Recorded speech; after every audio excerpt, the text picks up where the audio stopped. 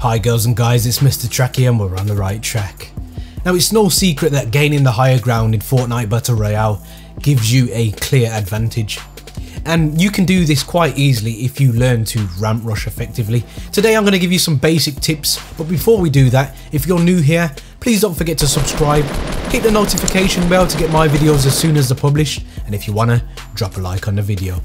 So here I find myself in a situation where I've rushed up a ramp and some guy is being very aggressive against me, but he's making a few mistakes and in the end he outbuilds himself because I've put him under that much pressure. I've boxed him off here, so he has to find another way out. He does. I take a shot at him, I put a ramp down, and before you know it, he doesn't know what has happened. He's fell off and he is dead. Now we both actually make mistakes here, but he makes the bigger mistakes. I'm clearly not under any cover here, so I decided to cover myself before he takes any shots. I've missed a plank there because I've pressed circle twice instead of once.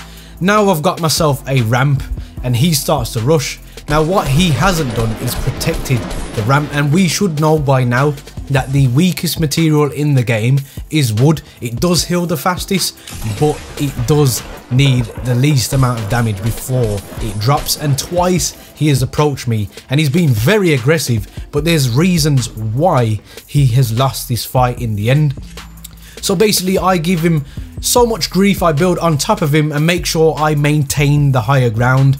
And it's not always about ramp rushing. Sometimes you ramp rush, then you build, then you ramp rush again. So you're always maintaining the higher ground. This is what ramp rushing is all about. And eventually he makes the fatal error which costs him his life. So we know when this guy rushed me, he did not protect his ramps. There is a way to do that and I'm going to show you in a second.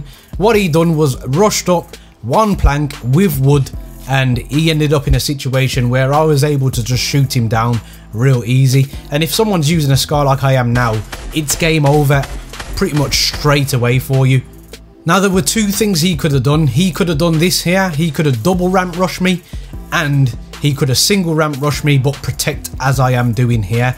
Now when you build up, if you build a stairs then a wall, stairs then a wall, and keep repeating that process, what actually happens is you get a double layered ramp and it actually becomes twice as hard to shoot down, especially if they are at the wrong angle. There you can see the walls are blocking the actual ramps, and this will give you the ability to be much more aggressive without worrying about getting shot down.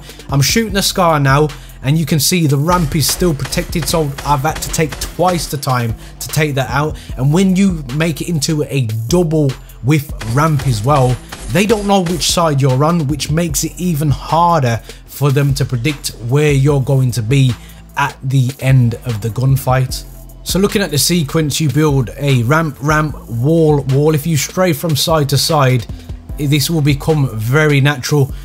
What I did was done it slow motion and then realised I could have just slowed it down on here. So that's why I look like I'm doing it at granny speed. It will take practice, but believe me, it is well worth it in the long run.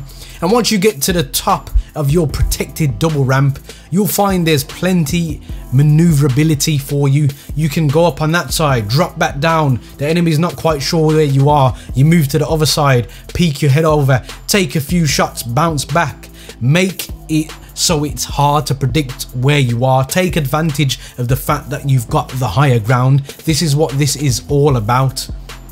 The one thing this is going to take the most is practice. It's all about that muscle memory.